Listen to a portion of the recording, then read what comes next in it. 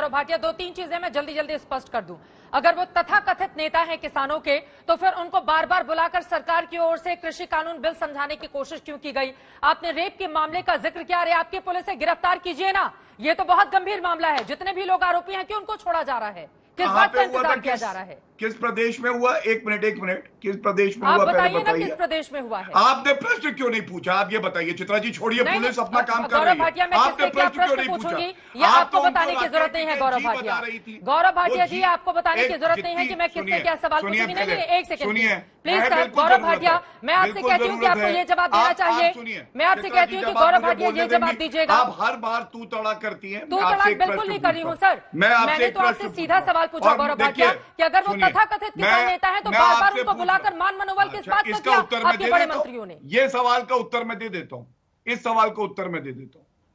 सुनिए, जितनी शिद्दत से आप राकेश टिकैत जी को सुन रही थी ना, कम से कम उसकी आधी शिद्दत से, सम्मान से हम लोगों से भी आप बात कर सकती हैं। सर पूरी जो बात मैंने आपके चैनल, प्लीज चित्रा जी बीच में बार बार बोलेंगी तो आप बोल लीजिए। नहीं, अगर आपको अच्छा नहीं चाहिए सर तो हाथ जोड़ के पूरी ही, अगर आपको ज्यादा ही चाहिए तो कहिए, दो चार लाइन और बोल दूं, लेकिन मुद्दे पर रहिए ना गौरव भाटिया। मैं मुद्दे पे ही रह रहा हूं, मैं मुद्दे पे ही हूं। मैंने क्या गलत बात पूछी? मैंने सर्वोच्च न्यायालय के आदेश के बारे में बताया, 3 कानून जो स्थगित है उनके बारे में बताया। आपने कहा 12 दौर बातचीत क्यों करी? हमने बातचीत इसलिए करी कि अगर कोई जिद पे अड़ा हुआ है तो वो गलत ही क्यों ना हो, लेकिन उसको अगर मनाया जा सकता है, वो हमारे अपने हैं, क्यों ना मनाया जाए। लेकिन सार्वजनिक रोड को रोकना, महामारी के समय पे प्रदर्शन करना, पंजाब सरकार के कैप्टन अमरिंदर सिंह क्या कार्रवाई कर रहे हैं? क्या इस वक्त प्रदर्शन हो सकता है? एपिडेमिक एक्ट में मोर्टालिटी रेट सबसे ज्यादा कहां है? पंजाब में है। आपको पता है पंजाब के मंत्री मिस्टर बाजवा क्या कहते हैं? इन प्रदर्शन की वजह से नागरिकों की जान जा रही है। ये मैं नहीं कह रहा हूं। तो मेरी किस बात पे आपको आपत्ति है? मुझसे आप मत नाराज होइए, क्योंकि मैं आपसे नाराज नहीं हूं। मैं केवल ये कह रहा हूं, जो बहन है हमारी, जो प्रदर्शन में गई और उसके साथ बलात्कार हुआ, ये गलत था।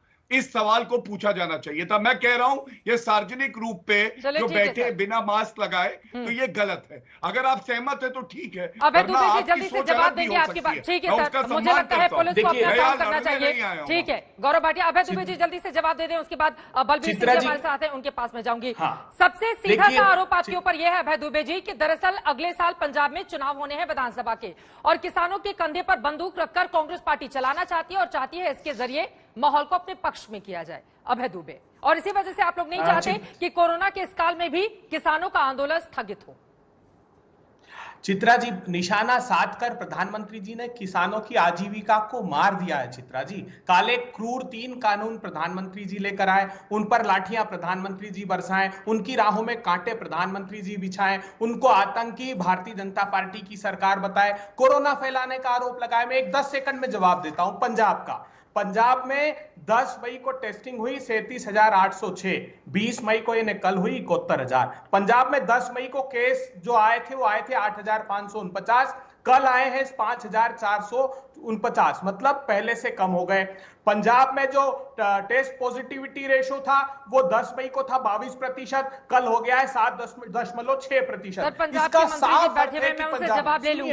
आपसे सीधा सा सवाल था ना, ये माहौल को अपने पक्ष में बनाने की कोशिश है ना कांग्रेस पार्टी की। आंदोलन खत्म हो गया तो फिर क्या होगा अगले साल?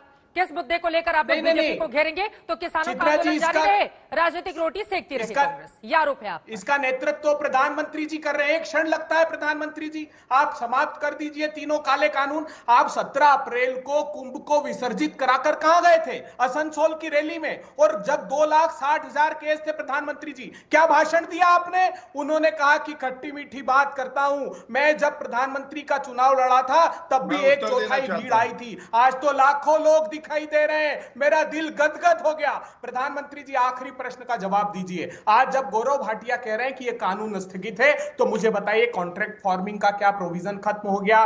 क्या ई टेंडरिंग का, ई ट्रेडिंग का प्रोविजन खत्म हो गया? क्या सिंगल यूनिफाइड लाइसेंस खत्म हो गया? क्या इस पर आप जवाब दीजिएगा? ठीक है सर, बहुत सारे सवाल हैं, सबका जवाब एक एक करके हम ले लेंगे। अभय जी हमारे साथ स्वास्थ्य मंत्री पंजाब के भी जुड़े हुए हैं, जल्दी से एक बार उनकी भी बात हो जाए प्लीज। सर अभय दुबे जी, आप ही के मंत्री हैं बलबीर सिंह जी। पूंजीपतियों का हित नहीं साध ठीक पा रहे। है, बस उसका ये जवाब दर्द है। गौरव भाटिया देंगे कि पूंजीपतियों का हित क्या साधने की कोशिश कर रही है सरकार। लेकिन बलबीर सिंह जी, सीधे आपका रुख करते हुए, चूंकि किसानों का आंदोलन लगातार जारी है और उसके मद्देनजर ये कहा जा रहा है कि पंजाब के कई ऐसे गांव हैं जहां पर किसानों की आवाजाही चल रही है और वहां पर कोरोना संक्रमण बढ़ रहा है। इस बारे में क्या है आपका जवाब कोरोना के बढ़ते आंकड़ों पर, बलबीर सिंह जी?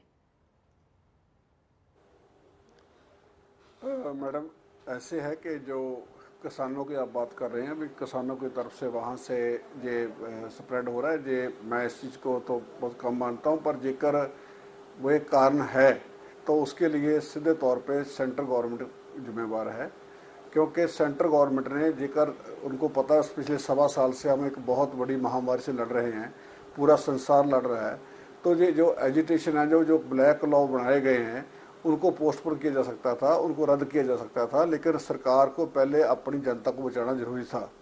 किसान तो बेचारे, उनको तो वैसे भी डेथ वारंट उनका निकला हुआ है कि जेकर वो कानून लागू हो जाता तो किसानी वैसे मर जाएगी।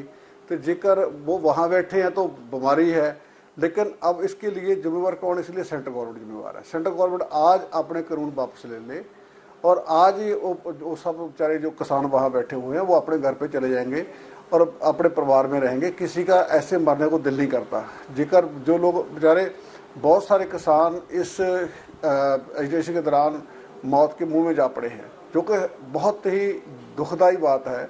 एक भी आदमी किसी गांव में या किसी परिवार का जाता है, उस परिवार को आप सोच सकते हो उसके ऊपर क्या बीती है। अब तो बहुत सारी जगह तो ऐसा हो गया है कि किसानी के भी छोड़ो, दूसरे कई ऐसे परिवार है जिसमें कमाने वाला कोई नहीं रहा। ठीक है सर।